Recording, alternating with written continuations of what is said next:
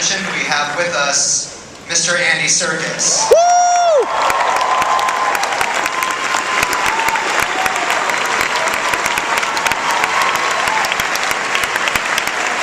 Hello, Comic-Con 2011!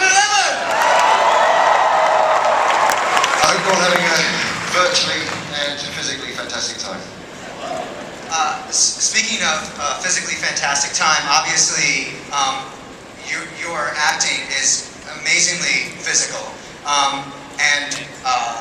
For those of you who don't know, Andy played Gollum, probably one of the most amazing not actual characters in a movie, and brought great depth and humanity to it, and then did it again with Kong. How is Caesar different, and what were the new challenges that this role actually set forward for you? It's interesting whenever I choose a role. It's obviously it starts with the script, and people say to me, why are you choosing another ape character? Why? How come you're playing another monkey? It's like I had to go to great lengths to explain to them that when you read a script, to play this character, which I'm going to just chart for you, Caesar. If I just chart the journey of this character, he is a young, innocent soul who's brought into this world, who has inherited this drug, this super intelligence drug. He's brought up by human beings, nurtured, loved, cared for, and then at a certain point he realizes he is not the same as the human beings that he's been brought up by. He feels like a freak. He feels he's treated like a kind of Frankenstein's monster. He's then taken away from the people, his parents, his family, and thrown into a sanctuary which is full of apes, and it's kind of like a hardcore prison. And then he brings this disparate group of apes together, and then leads them to revolution. And then, and by the way, he's an ape. It's an amazing journey. So the fact of the matter is, you can't put performance capture. Let's be clear about this. Is not a genre. It's not, you don't make performance capture movies. Performance capture is a tool, and it's a tool that enables actors to transport and transform themselves into anything. There's no limitation. The only limitation is in the imagination.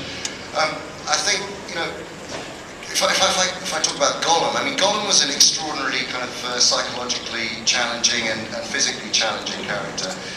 With Kong, he was a huge technical challenge because he was a 25-foot gorilla. Gollum's a 3.5-foot ring junkie. It's like with Caesar, I actually believe that it was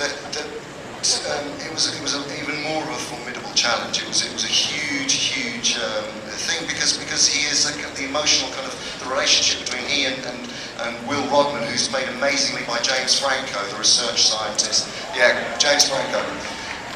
He plays the research scientist who's working on a cure for Alzheimer's, and the relationship that we had to have on screen, it requires a lot from an actor to on a live action set to work with an actual performance capture scene, but you forget about it immediately, because performance capture is really only another way of recording an actor's performance. As I say, it's a tool, and it's what we're able to do now, and what was pioneered for Rise of the Planet of the Apes was to shoot on a live action set. So there was really no difference between the live action actors, if you like, and the actors playing the apes. I think it's really cool that you talk about this period of the film where Caesar is actually sort of a fish out of water living in the suburbs, and I believe that we have brought a full sequence from the movie to show you, just to sort of broaden our horizons a little bit. If I can just set this clip up. Basically this is where Caesar's been living with his family, with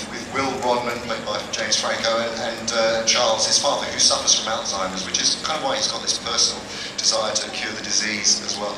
And here you'll see the beginning of the kind of the fracturing of this nuclear family.